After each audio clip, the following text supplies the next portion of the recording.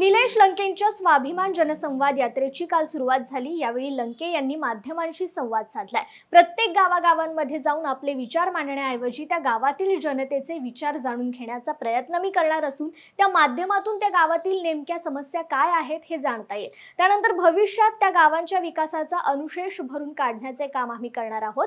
त्यासाठी नागरिकांच्या चर्चेतूनच या अडीअडचणी समजल्या जाऊ शकतात। मी कुठल्याही शुभ कार्याची सुरुवात भवानी मातेच्या आशीर्वादाने करत असतो।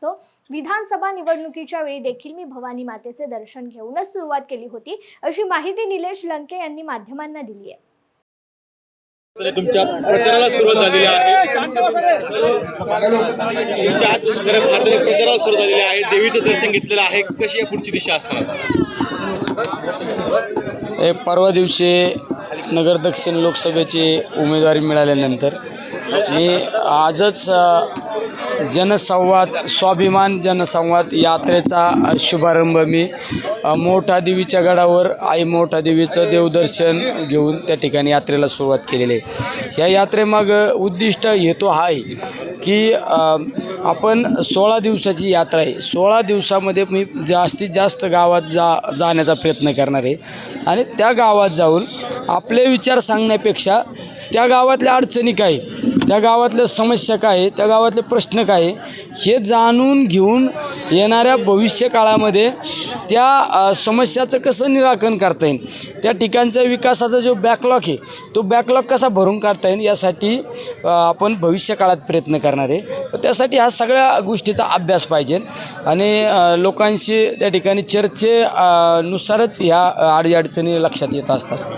लोकसहभाग सुद्धा याच्यामध्ये दिसून येतो। अनेक लोक आता तुम्हाला मदतीसाठी पहिला सण मी ज्या ज्या गावात जातो त्या ठिकाणी लोक पैसे देतात। इथं सुद्धा आमच्या मोठा देवी गडाच्या परिसरातील जे छोटे छोटे स्टॉलधारक आहे त्या स्टॉलधारकांनी पैसे दिले। आमचे 30 गावच्या काही कार्यकर्त्यांनी मदत केली। असे वेगवेगळ्या भागातून लोक मदत करतात। ज्यावेळेस जनतेतून मदतीची भावना तयार होती ना त्यावेळेस ती निवडणूक जनतेने हातात घेतलेली निवडणूक आज या ठिकाणी मला पाहायला मिळते। तुम्ही आता जे जनसंवाद यात्रेमध्ये जे पत्रक वाटणार आहे त्याच्यामध्ये एक उल्लेख असा केला की तुम्हाला जीव मारण्याचाही प्रयत्न केला गेला नाही। आता त्या गोष्टी मी काय बोलणार नाही, त्या गोष्टीला उत्तर जनताच देणार आहे आता 13 तारखेला। तसा प्रकार झाला होता कारण तुम्ही आता जाहीर सांगतायत ते पत्रकाद्वारे। हे राजकारणात सगळ्या गोष्टी बोलायच्या नसतात। शेवट आपण राजकारणात निवडणुकीला सामोरं जात असतो, समाजकार्य करीत असताना अशा काही गोष्टी होत असतात। आता तुम्ही तर सुरुवात केली, जोरदार सुरुवात झाली, समोरून काय तशी दिसत नाही मला काय माहीत नाही। मी आपलं माझ्या पद्धतीने काम करणारा माणूस आहे। आपले विचार आपण प्रत्येक गावागावात जाऊन आपले विचार मांडण्यापेक्षा त्या लोकांचे विचार जाणून घेण्याचा मी प्रयत्न करतो। म्हणजे मला त्यामुळं कोण काय करतं याच्याकडं मला लक्ष द्यायला काही वेळ पण नाही, मी लक्ष पण देत नाही।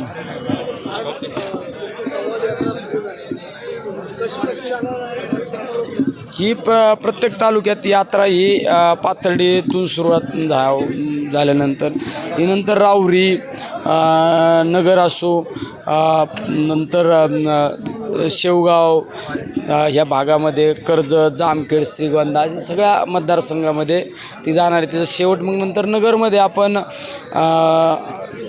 युवा नेते आदित्य ठाकरे साहेब त्यांच्या उपस्थितीमध्ये त्या यात्रेचा समारोप करणार आहे।